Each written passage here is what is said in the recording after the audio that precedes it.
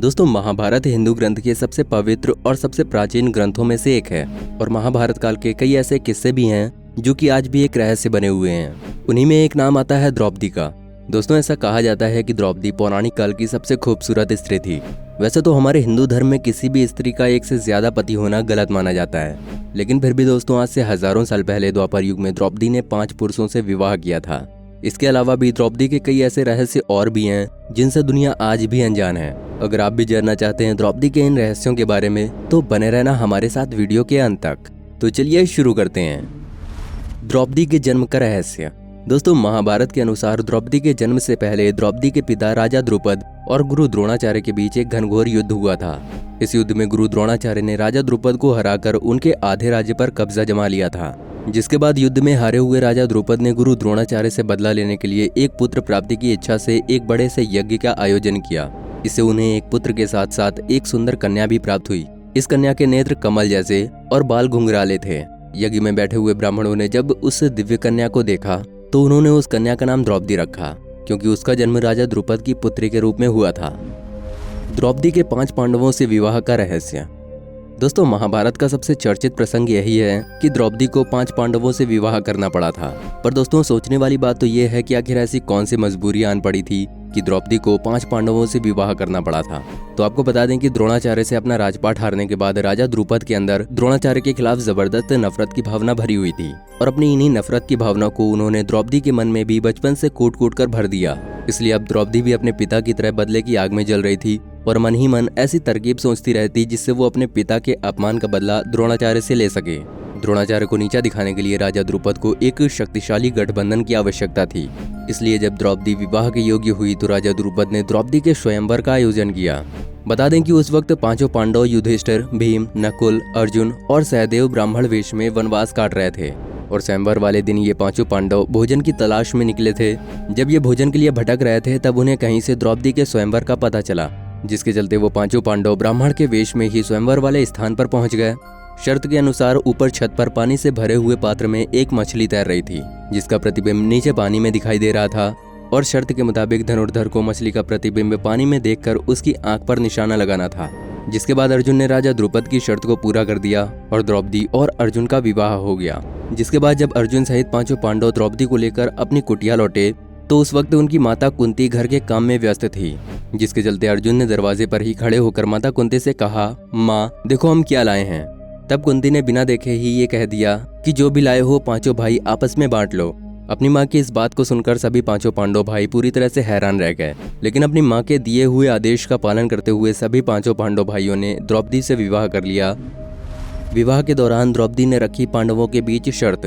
दोस्तों, आपको बता दें कि द्रौपदी शुरुआत में 5 पांडव भाइयों से विवाह करने के लिए तैयार नहीं थी, पर अंत में द्रौपदी पांडवों से विवाह करने के लिए तैयार हो जाती है। पर उसके लिए द्रौपदी 5 भाइयों के सामने एक शर्त रखती है कि 5 पांडव भाई मुझसे विवाह करने के बाद किसी से भी विवाह कर सकते हैं, लेकिन रानी का स्थान सिर्फ द्रौपदी को ही मिलेगा। और ऐसा कहा जाता है कि द्रौपदी की इस शर्त को मानने के लिए 5 पांडव भाई तैयार हो गए थे। जिसके बाद द्रौपदी का विवाह सबसे पहले पांडवों के सबसे बड़े भाई युधिष्ठिर के साथ हुआ था। भगवान शिव से मिला था द्रौपदी को 5 विवाह का वरदान। दोस्तों, कहा जाता है कि जब द्रौपदी के 5 पांडवों से विवाह का पता उनके पिता राजा द्रुपद को चला तो वो बहुत चिंतित हुए। राजा द्रुपद की चिंता को दूर करने के लिए महर्षि व्यास जी ने राजा द्रुपद को द्रौपदी के पूर्व जन्म की सच्चाई बताई। कहा जाता है कि द्रौपदी अपने पिछले जन्म में एक साधु की पुत्री थी, पर उनका विवाह नहीं हो पा रहा था। इसलिए द्रौपदी ने भगवान शिव की घोर तपस्या की, जिससे प्रसन्न होकर शिव जी ने द्रौपदी को मनचाहा वरदान मांगने के लिए कहा। तब द्रौपदी ने महादेव से कहा कि हे प्रभु, मेरा विवाह 5 गुणों वाले व्यक्ति से हो। लेकिन दोस्तों, किसी भी व्यक्ति में 5 गुण होने असंभव है। इसलिए द्रौपदी को अगले जन्म में 5 पतियों का सुख मिला और 5 पांडवों में अलग अलग गुण विद्यमान थे। द्रौपदी को मिला था कुंवारेपन का आशीर्वाद। दोस्तों, अब हो सकता है कि आप ये सोच रहे हो कि जब द्रौपदी का विवाह 5 पांडवों से हुआ था तो द्रौपदी कुंवारी कैसे रही। तो आपको बता दें कि द्रौपदी को महर्षि वेदव्यास से आजीवन कुंवारेपन का आशीर्वाद मिला था, जिसके अनुसार जब भी द्रौपदी अपने 5 पतियों में से किसी भी एक पति के साथ समय बिताने के बाद दूसरे पति के पास जाती थी तो द्रौपदी का कुंवारापन उनके पास वापस आ जाता था। द्रौपदी ने क्यों दिया था कुत्तों को खुले में संभोग करने का श्राप। दोस्तों, कहा जाता है कि जब द्रौपदी 5 पांडवों से विवाह करने के बाद अपने निवास स्थान आई थी तो उन्होंने 5 पांडवों से ये कहा था कि वो एक समय में केवल एक पांडव के साथ ही निवास करेगी। और यदि कोई इस नियम को तोड़ेगा तो उसे वनवास में रहकर कठोर ब्रह्मचर्य का पालन करना पड़ेगा। इसके लिए एक उपाय लगाया गया कि जब द्रौपदी एक भाई के साथ उसके कक्ष में होगी तो वो भाई अपनी पादुका यानी कि चप्पल अपने कक्ष के बाहर उतार देगा, जिससे बाकी पांडवों को ये पता चल जाएगा कि अभी कक्ष के अंदर प्रवेश नहीं करना है। लेकिन एक बार की बात है जब युधिष्ठिर अपने कक्ष में द्रौपदी के साथ प्रेम प्रसंग में लीन थे और उन्होंने अपनी पादुका निशानी के तौर पर अपने कक्ष के बाहर उतार दी।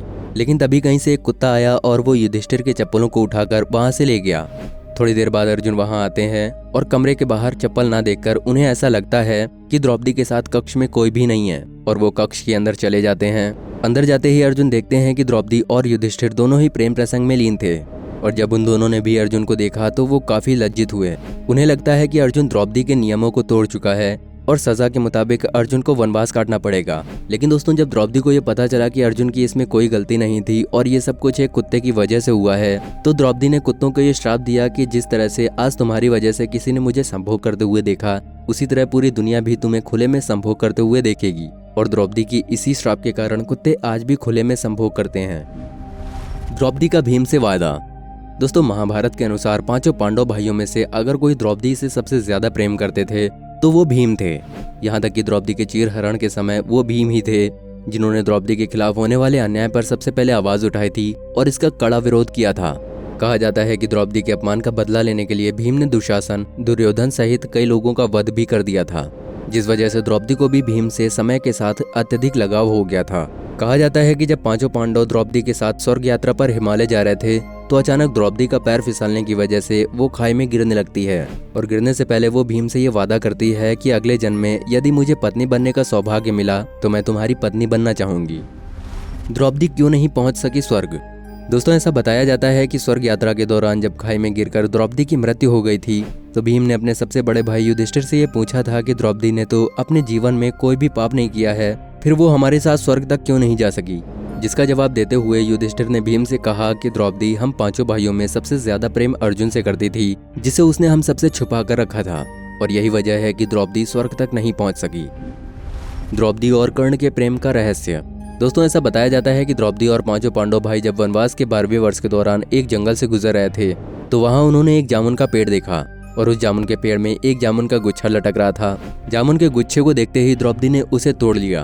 तभी वहां पर श्री कृष्ण प्रकट हुए तो उन्होंने द्रौपदी को बताया कि एक साधु अपने 12 वर्षों के उपवास का पारण इसी जामुन के गुच्छे से करने वाले थे, लेकिन आपने उस गुच्छे को तोड़ लिया, इसलिए आप सभी एक साधु के क्रोध का शिकार हो सकते हैं। इसके साथ ही श्री कृष्ण ने यह भी कहा कि यदि तुम उस जामुन के पेड़ के नीचे जाकर अपनी जिंदगी का एक ऐसा सच बोलोगे जो तुमने सबसे छुपाया हो तो उससे पेड़ पर जामुन का गुच्छा वापस से लग जाएगा। दोस्तों पांचों पांडव भाइयों के एक बार सत्य बोलने के बाद जब द्रौपदी की बारी आई तो उन्होंने पेड़ के नीचे जाकर कहा कि मेरे पांचों पति मेरी ज्ञानेंद्रियों के समान हैं। मैं इतनी शिक्षित होने के बावजूद भी बिना सोच समझ कर किए गए कार्यों के लिए आज पछता रही हूँ। कहा जाता है कि द्रौपदी की ये सच्चाई सुनने के बाद भी जामुन का गुच्छा पेड़ पर वापस नहीं लगा, जिसे देख श्री कृष्ण द्रौपदी से कहते हैं कि तुम अभी भी कुछ छुपा रही हो। तब द्रौपदी ने पांचों पांडवों और श्री कृष्ण के सामने ये बताया कि जब मेरा विवाह नहीं हुआ था तो मैं एक अन्य पुरुष से भी प्रेम करती थी और वो पुरुष कोई और नहीं बल्कि अंगराज कर्ण था, पर केवल एक शूद्र पुत्र होने की वजह से मैंने उससे विवाह नहीं किया। ये सुनते ही जामुन का टूटा हुआ गुच्छा वापस पेड़ पर लग गया, लेकिन ये सच्चाई सुनकर पांचों पांडव भाई पूरी तरह से हैरान रह गए थे। तो दोस्तों ये थे द्रौपदी से जुड़े हुए कुछ अनसुलझे रहस्य। वैसे आपको इनमें से किस रहस्य के बारे में पहले से पता था, हमें कमेंट सेक्शन में जरूर बताइएगा। वीडियो पसंद आई हो तो वीडियो को लाइक करें और ऐसी और वीडियोस के लिए हमारे चैनल को सब्सक्राइब करके बेल आइकन को भी जरूर ऑन कर लें। वीडियो में बहुमूल्य समय देने के लिए आपका बहुत बहुत धन्यवाद।